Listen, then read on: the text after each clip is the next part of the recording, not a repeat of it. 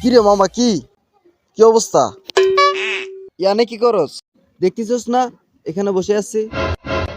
আবার বলার লাগে কি অবস্থা? তুই কারে কি জিগাস? আরে ধুর বেটা, অবস্থা খুব একটা ভালো না।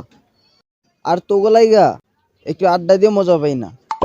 আরে ধুর বেটা, আমিও তো তোগর লগে আড্ডা দিতে চলে এলাম। এখানে বসে আছি, এখানে এসে ফাইজলামি শুরু করে দিছস। রিল্যাক্সে বসে আছি, কোনো প্যারাই নাই। আর ও যত প্রকারে প্যারা। আরে বাদ দে না, এখন তোরা বল, তোরা শীতের দিনে কি কি কিনলি? ও হালা তো এক নম্বরে ফকিরনি।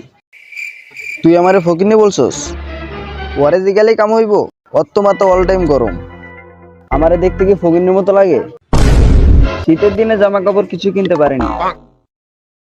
আর আঙ্গো দেখ, জ্যাকেট ম্যাকেট কিনা সেইভাবে গায়ে দেয়া আরামে বইয়ে আছি, কোনো প্যারাই নেই। তোর নানিরে কইরা দিমু টান টানা টান টান, নাম আমার পাঠান।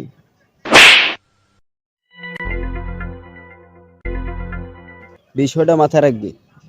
আচ্ছা যাই হোক, এই মামা, শীতের দিনে জ্যাকেট পাঠাইছে মামা লন্ডন থেকে।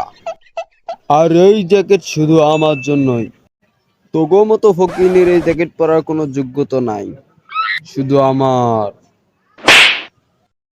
কিরে সলিমুদ্দিন, তুই কি কিনলি? আরে মামা, আমি তো গরিব টরিব মানুষ, আমার তো তোদের মতো জ্যাকেট কেনার মতো টাকা পয়সা নাই। আর শুধু একটা জ্যাকেট দিয়ে আমার শীত যাইব না, যার কারণেই আব্বারে কইয়া চিন্তা ভাবনা ছাড়াই বিয়ে করে নিয়েছি।